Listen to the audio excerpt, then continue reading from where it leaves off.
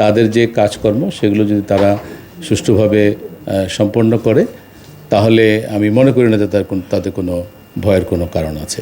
কেউ কেউ হয়তো একটু না অনেক বড় আকারেরই যেটা আমরা বলবো যে সীমা লঙ্ঘন করেছে, সেটা হয়তো ভিন্নভাবে দেখা হবে। আপনারা যেই ভয়গুলো পাচ্ছেন যে আদায় হবে না, আতঙ্ক বিরাজ করছে, এটা কেটে যাবে, এগুলো সবই ঠিক হয়ে যাবে ইনশাআল্লাহ। আমি ওদের কাছে চলে আসলাম তাদেরকে অভয় দেওয়ার জন্য যে প্রত্যেকে যদি দায়িত্বশীল আচরণ করে, তাদের যে কাজকর্ম সেগুলো যদি তারা সুষ্ঠুভাবে সম্পন্ন করে তাহলে আমি মনে করি না যে তাদের কোনো ভয়ের কোনো কারণ আছে।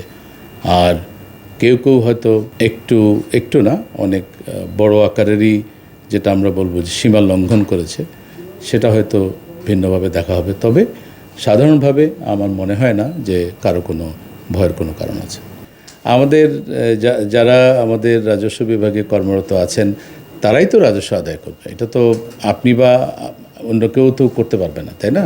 এটা তো তাদের কাজ, তারা সারা জীবন এটা করে আসছে। ইভেন এমনকি এইমাত্র তো আপনাকে আমরা ফিগার দিলাম, এত টার্মোলের মধ্যেও কিন্তু রেভিনিউ তারাই আদায় করেছে। এই টাকা তো আর অন্য কোথাও থেকে আসে না। 3,68,000 কোটি টাকার বেশি যে আদায় হলো, এই রেভিনিউটা তো আমাদের রেভিনিউ অফিসাররাই আদায় করেছে। জীবনের সব আয়োজন এখানে একসাথে। সুতরাং আপনারা যেই ভয়গুলো পাচ্ছেন যে আদায় হবে না, আতঙ্ক বিরাজ করছে, এটা কেটে যাবে, এগুলো সবই ঠিক হয়ে যাবে ইনশাআল্লাহ। এগুলো খুবই স্পর্শকাতর প্রশ্ন। এটা তো আনডাউটেডলি আমরা সবাই স্বীকার করি যে ঘটনাটা ঘটেছে এটা ছিল সম্পূর্ণ অনাকাঙ্ক্ষিত, এবং প্রত্যেকে আমরা চেষ্টা করবো এটাকে কাভার করার জন্য যার মতো করে। এটাই স্বাভাবিক। ব্যবসায়ীদের মতো চেষ্টা করবেন, আমাদের অফিসারদের মতো চেষ্টা করবেন, স্বাভাবিক। শুনেন, এই প্রশ্নগুলো আসলে আপনারা যেটা করছেন এগুলো আমি জানি না কতটুকু বিবেচনা প্রসূদ্ধভাবে করছেন।